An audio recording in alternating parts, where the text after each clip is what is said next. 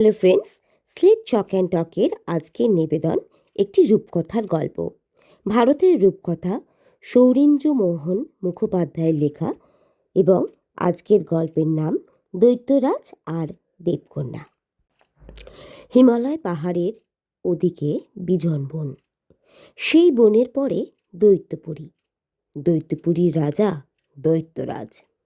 দৈত্যরা ভালো মানুষ নয়, বিশেষ তাদের রাজাদের যেমন দাপট তারা তেমনি নিষ্ঠুর। এখন যিনি দৈত্যরাজ তিনি কিন্তু ভালো, দেবতাদের সঙ্গে যুদ্ধবিরোধ করেন না, মানুষের উপরে উৎপীড়ন অত্যাচার করেন না, চুপচাপ থাকেন নিরীহের মতো। একদিন দৈত্যরাজের খেয়াল হলো হিমালয় পার হয়ে এদিকে পৃথিবীতে নামবেন, পৃথিবীর মানুষজনকে দেখবেন, দেখবেন পৃথিবীর কোথায় এখন কি হচ্ছে। তিনি এলেন মানুষ সেজে, মানুষের বেশে। হিমালয়ের কোলে ভারতবর্ষে এসে এখানে ওখানে ঘুরে সব দেখছেন, শুনছেন। হঠাৎ দেখেন অনেক লোকজন, সেপাই শাস্ত্রী আর হাতি ঘোড়া নিয়ে এক রাজপুত্তুর এসেছে অরণ্যে মৃগয়া করতে। রাজপুত্তুর যেমন সুশ্রী সুপুরুষ, তেমনি তার সাহস। রাজপুত্রকে দৈত্যরাজের ভারী ভালো লাগলো। দৈত্যরাজের ছেলে মেয়ে নেই। দৈত্যরাজ ভাবলেন, এই রাজপুত্রকে যদি নিজের পুরীতে নিয়ে আসতে পারেন তাহলে এঁকে ছেলের মতো আদর যত্ন করবেন। তারপর তিনি মারা গেলে এই রাজপুত্রকেই তিনি করে যাবেন দৈত্যরাজ্যের রাজা। এখন কি করে রাজপুত্রকে নিয়ে যাওয়া যায়? ভাবতে ভাবতে উপায় স্থির হলো।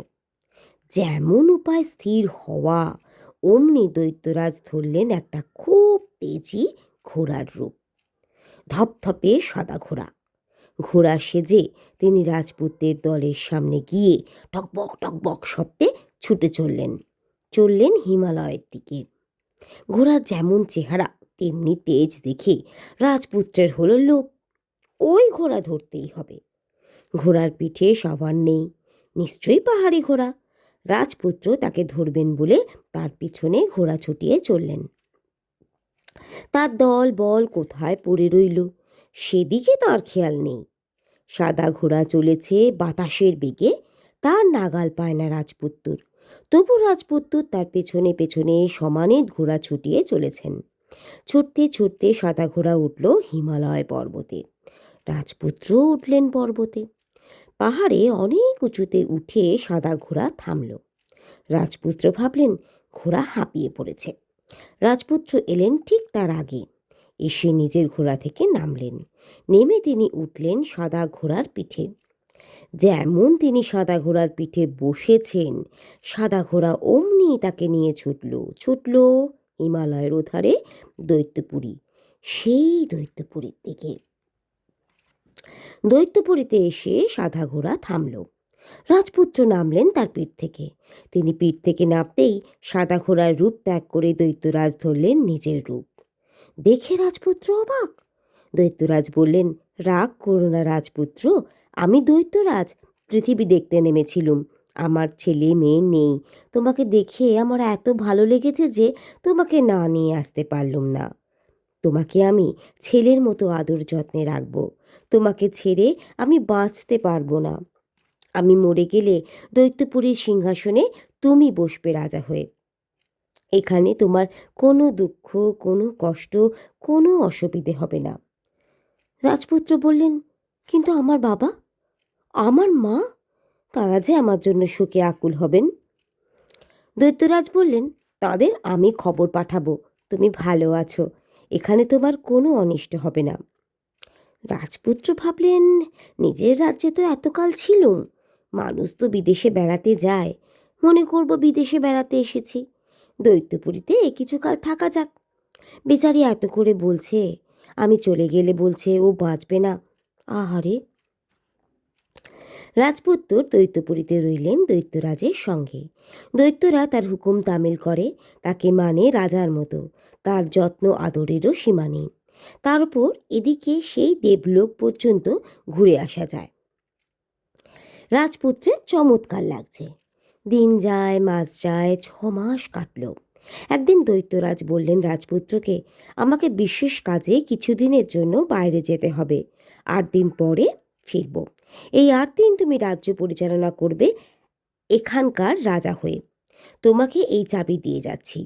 পুরীর পেছনে বাগান আছে, সেই বাগানের দরজা তালা বন্ধ থাকে, সেই চাবি দিয়ে সে তালা খোলা হয়। তুমি দরজা খুলে বাগানে যেতে পারো, কিন্তু একা যাবে, আর বাগানে সারাদিন থাকতে পারবে। তবে সন্ধ্যার আগেই বাগান থেকে পুরীতে ফিরবে। সন্ধ্যার পরে বাগানে থাকবে না। রাজপুত্রের হাতে বাগানের চাবি দিয়ে দৈত্যপুরী ত্যাগ করে দৈত্যরাজ চলে গেলেন। যাওয়ার সময় দৈত্যদের বলে গেলেন, আমি যতদিন থাকব না ততদিন ইনি তোমাদের রাজা। একে সকলে রাজা মনে মানবে। ইনি যা হুকুম করবেন সে হুকুম তামিল করবে। দৈত্যরাজ চলে যাওয়া মাত্র রাজপুত্র চাবি খুলে বাগানে ঢুকলেন। এতকাল এখানে আছেন, বাগানের কথা জানেনও না। কি চমৎকার বাগান! কত রকম ফল ফুলের গাছ, কিন্তু কোনো গাছে সত্যিকারের ফল ফুল নেই। হীরা, চুনি, মণিমুক্তার ফল ফুল। বাগানের মাঝখানে মস্ত দিঘি। দিঘির জল রূপোর মতো চকচক করছে, আয়না। পরিষ্কার দিঘির তলা পর্যন্ত দেখা যাচ্ছে। দিঘির ঘাটে শ্বেতপাথরের সেই সিঁড়িতে কত রকমের মণিমুক্তা আটা। রাজপুত্র বসলেন ঘাটের বড় একটা গাছের তলায়। বসে চারিদিকে চেয়ে চেয়ে দেখছেন, আর মনে মনে কত কথা জাগছে। রাজপুত্র ভাবছেন ভাবছেন, কত কি ভাবছেন। হঠাৎ দেখলেন সাদা থপথপে 4টে পায়রা এলো। এসে তারা বসল ঘাটের কানায়। বসেই তারা হয়ে গেল 4টে পরমা সুন্দরী অপ্সরা কন্যা। যেমন তাদের রূপ, তেমনি বসন ভূষণ। 4 কন্যা জলে নামলো স্নান করতে। স্নান করতে করতে এক কন্যা বললে, কাল রাত্রে আমি স্বপ্ন দেখেছি যে স্বর্গ থেকে কোথায় গিয়েছি, তারপর স্বর্গে ফিরব, স্বর্গের পথই পাচ্ছি না। এমন স্বপ্ন কেন হঠাৎ দেখলুম, বলতে পারো? আমার কেমন ভয় করছে। আর 3টে কন্যা বললে, স্বপ্ন স্বপ্নই, স্বপ্ন সত্যি নয়। রাজপুত্র শুনলেন তাদের কথা। যে কন্যা স্বপ্ন দেখেছে সে কন্যা সবচেয়ে সুন্দরী। রাজপুত্র ভাবলেন, ওই কন্যার সঙ্গে যদি আমার বিবাহ হয়। এ কথা মনে হবার সঙ্গে সঙ্গে রাজপুত্র উঠে দাঁড়ালেন। ওরা না দেখতে পায় এমনিভাবে ঝোপঝাড়ের আড়ালে গিয়ে তিনি এলেন ঘাটের দিকে। তিনি যখন ঘাটে এলেন তখন আর 3 কন্যা স্নান সেরে উঠে বসন ভূষণ পড়েছেন। ছোট কন্যা জল ছেড়ে উঠে সিঁড়িতে পা দিয়েছেন। রাজপুত্র এসে খপ করে সে কন্যার হাত ধরলেন। তাকে দেখে 3 কন্যা নিমেষে পায়রা হয়ে উড়ে অদৃশ্য হলো। ছোট কন্যা শিউরে উঠলেন, বললেন, কে তুমি? আমাকে ধরলে কেন? আর তো আমি স্বর্গে যেতে পারবো না। রাজপুত্রের ভারী দুঃখ হলো। তিনি বললেন, না জেনে আমি মহা অন্যায় করেছি। তুমি কে? কন্যা বললেন, আমি দেবকন্যা। আমরা 4 জনেই দেবকন্যা। এই দিঘির জল খুব ভালো বলে আমরা রোজ আসি এই দিঘিতে স্নান করতে। পায়রার রূপ ধরে আসি, এসে কন্যা হয়ে স্নান করি, তারপর স্নান সেরে আবার পায়রা হয়ে উড়ে স্বর্গে যাই। তুমি কে? রাজপুত্র বললেন, আমি মানুষ, রাজপুত্র। মানুষ রাজপুত্র? কন্যা অবাক, মানুষ এমন সুন্দর হয়? রাজপুত্র বললেন, আমাকে তুমি যদি বিবাহ করো তাহলে আমার সুখের সীমা থাকবে না। কন্যা বললে, যখন স্বর্গে ফিরতে পারবো না তখন তাই হোক। কন্যাকে নিয়ে রাজপুত্র এলেন পুরীতে। দুজনে দুজনের গলায় ফুলের মালা দিলেন। দুজনের বিবাহ হলো। বিবাহের পর দুজনে মনের সুখে আছেন। রাজপুত্র একদিন বললেন দেবকন্যাকে, পৃথিবী কত সুন্দর, কখনো পৃথিবী দেখেছ?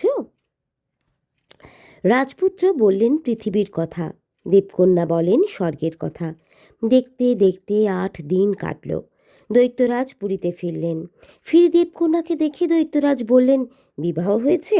ভালো, এখন উৎসব আনন্দের আয়োজন করি। উৎসব হলো খাওয়া দাওয়া, নাচ গান, বাজি পোড়ানো। তারপর আবার দিন যায়, মাস যায়, বছর যায়। 2 বছর কাটল। দেবকন্যা বললেন, রাজপুত্র। রাজপুত্র বললেন, কি বলছো? দেবকন্যা বললেন, মা বাপকে অনেক দিন দেখেনি, তাদের জন্য আমার বড় মন ব্যাকুল।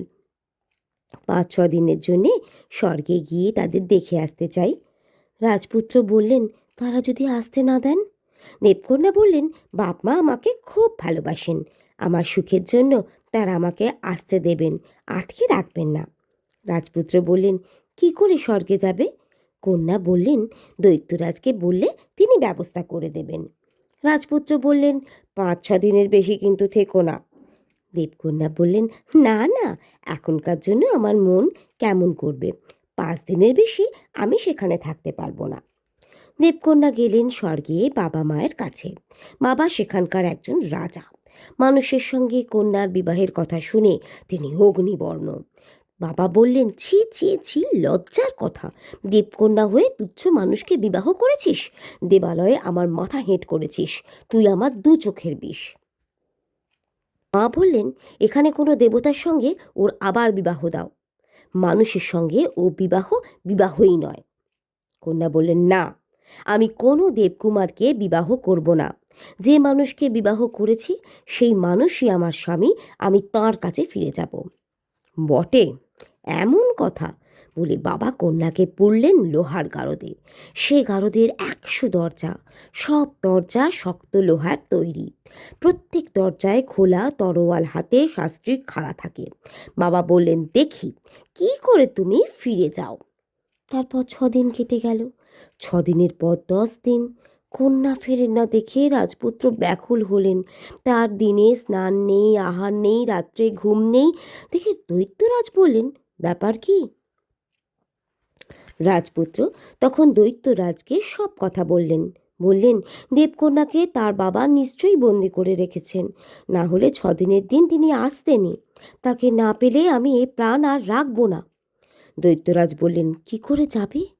গেলেও যদি তারা তোমায় বন্দি করে রাখে, কি করে খালাস হয়ে আসবে? রাজপুত্র বললেন, আপনি ব্যবস্থা করে দিন। দৈত্যরাজ বললেন, বেশ, ব্যবস্থা করছি।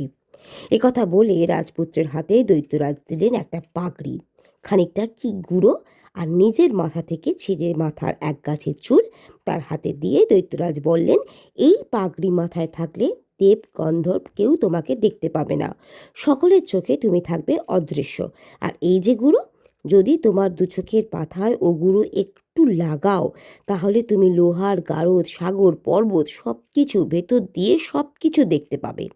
আর আমার এই এক গাছের চুল একটু আগুনে ছোঁয়া যদি এতে লাগাও, দেখবা মাত্র লাখে লাখে দৈত্য সেনার আবির্ভাব হবে। মাথায় পাগড়ি আঁটো, আমি তোমাকে স্বর্গের ফটকে পৌঁছে দিয়ে আসছি। স্বর্গে রাজপুত্রকে পৌঁছে দিয়ে দৈত্যরাজ চলে এলেন। রাজপুত্রের মাথায় অদৃশ্য পাগড়ি, দেবতারা কেউ তাকে দেখতে পাচ্ছেন না। স্বর্গের পথে অনেকখানি এগিয়ে তিনি দেখতে পেলেন বিরাট একটা পুরী। পুরীর সামনে দাঁড়িয়ে চোখের পাতায় লাগালেন সেই গুঁড়ো। গুঁড়ো লাগিয়ে চারিদিকে চেয়ে চেয়ে দেখছেন, চোখে পড়ল লোহার গারদ, আর সেই গারদের মধ্যে বসে দেবকন্যা হাপুস নয়নে কাঁদছেন। রাজপুত্র এসে দাঁড়ালেন গারদের দরজার সামনে, ডাকলেন, দেবকন্যা। দেবকন্যা চিনলেন এই কণ্ঠস্বর। রাজপুত্র কণ্ঠ শুনেছেন, কিন্তু রাজপুত্রকে দেখতে পাচ্ছেন না, শুধু স্বর শুনলেন। দেবকন্যা চারিদিকে তাকাচ্ছেন। রাজপুত্র বললেন, আমি এসেছি, এখন আমাকে দেখতে পাবে না, আমি তোমাকে গারদ থেকে মুক্ত করে নিয়ে যাব। দৈত্যের সেই মাথার চুলে তিনি দিলেন আগুনের ছোঁয়া। অমনি লাখো লাখো দৈত্য সৈন্যের আবির্ভাব। তারা শাস্ত্রীদের মেরে গারদের দরজা ভাঙল, ভেঙে দেবকন্যাকে করল গারদ থেকে উদ্ধার। রাজার সৈন্যেরা যুদ্ধের জন্য প্রস্তুত ছিল না। হঠাৎ দৈত্য সেনাদের আক্রমণে হেরে গেল দেবকন্যার বাবা, রাজপুত্রের হাতে বন্দী হলেন। রাজপুত্র তখন মাথার পাগড়ি খুললেন। দেবকন্যার বাবা বুঝলেন মানুষ। রাজপুত্র বললে, আমি মানুষ, আমি আপনার কন্যাকে বিবাহ করেছি, তার জন্য আপনার উঁচু মাথা হেঁট হয়েছে? কন্যাকে আমার কাছে আর যেতে দেবেন না বলে তাকে লোহার গারদে আটকে রেখেছেন? যে মানুষের হাতে আপনার কন্যাকে দিতে আপত্তি, আপনি আজ সেই মানুষের হাতে বন্দী। আপনাকে এখন টেনে নিয়ে গেলে আপনার মাথা খাড়া থাকবে তো? মাথা হেঁট হবে না তো? লজ্জায় রাজা মাথা তুলতে পারলেন না। তিনি চুপ করে রইলেন। রাজপুত্র বললেন, আমি তা করব না। মনে করলে আপনাকে বন্দি করে পৃথিবীতে নিয়ে যেতে পারি, মনে করলে আপনার রাজ্য ছাড়খাড় করে দিতে পারি, কিন্তু তা আমি করব না। কেননা আপনার কন্যাকে আমি বিবাহ করেছি। আপনি এই দেবকন্যার বাবা। মানুষকে এত তুচ্ছ মনে করেন, এখন দেখলেন মানুষের শক্তি। দেবকন্যাকে নিয়ে আমি চললুম আমার রাজ্যে, আপনার রাজ্য আপনাকেই দিলুম, আপনাকেও মুক্তি দিলুম। তাই হলো। দেবকন্যাকে নিয়ে রাজপুত্র ফিরলেন দৈত্যপুরীতে। তারপর দৈত্যরাজকে বলে কদিনের জন্য দেবকন্যাকে নিয়ে রাজপুত্র এলেন বাপের রাজ্যে। বউ দেখে মা বাপ খুব খুশি। তারপর থেকে রাজপুত্র আর দেবকন্যা দু জায়গাতেই রাজ্য চালনা করেন। 6 মাস থাকেন দৈত্যপুরীতে, আর 6 মাস পৃথিবীতে, বাবার রাজ্যে। Hello friends, slate chalk and টকের আজকের নিবেদন একটি রূপকথার গল্প। ভারতের রূপকথা সৌরীন্দ্র মোহন মুখোপাধ্যায়ের লেখা, এবং আজকের গল্পের নাম দৈত্যরাজ আর দেবকন্যা।